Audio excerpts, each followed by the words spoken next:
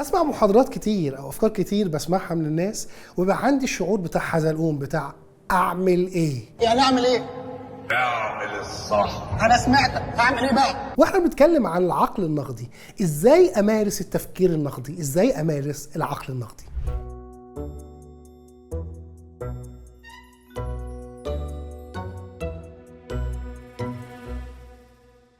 للإجابة عن السؤال اللي سألناه في المقدمة، إزاي أفكر بصورة نقدية؟ إزاي أشغل عندي العقل النقدي؟ هنقول على شوية مبادئ في التفكير النقدي. رقم 1، فكر بنفسك لنفسك.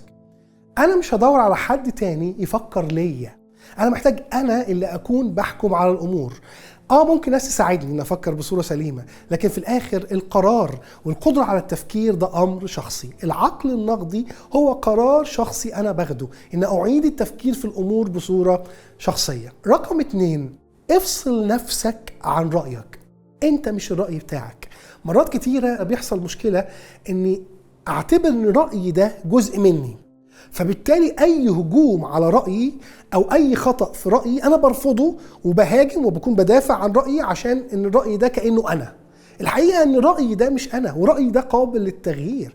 وعشان افكر بصوره سليمه، زي ما بحكم على المغالطات المنطقيه بتاعت الناس وبحكم على افكار الناس بصوره نقديه، محتاج امارس ده مع نفسي، وبعتبر ان الراي ده اشوفه بصوره موضوعيه، ما اشوفش ان ده رايي انا واتمسك بيه كأنه هويتي موجوده في الراي بتاعي. رقم 3، لا تصدق كل ما تسمع ونصف ما ترى.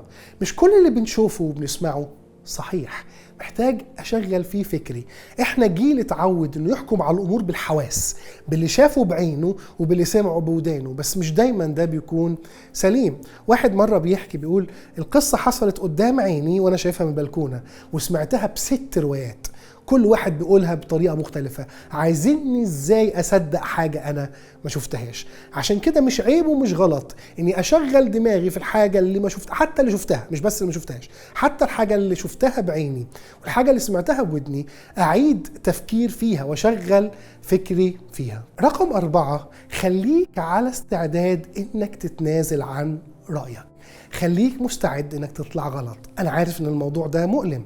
انا لو طلعت غلط، لا سيما لو فكرة انا اتربيت عليها ليا سنين طويلة من عمري، بحس ان الفكرة دي جزء مني، فمش عايز اني اتنازل عنها. ففكرة ان اكتشف ان كل اللي عشته زمان ده كان غلط، لا سيما لو قرار مصيري او فكرة مصيرية، بيبقى الموضوع صعب جدا عليا.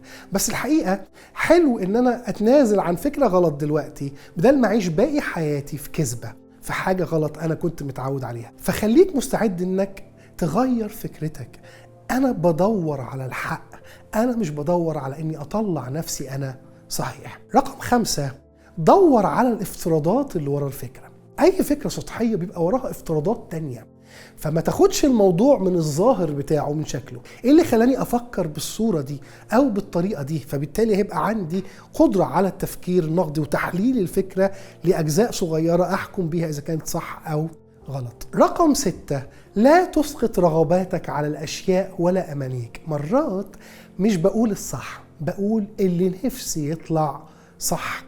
مرات مشاعري هي اللي بتحركني. أنا نفسي يبقى الفكرة دي سليمة، الفكرة دي لذيذة بالنسبة لي، أو الفكرة دي ممتعة، أو الفكرة دي مريحة ليا.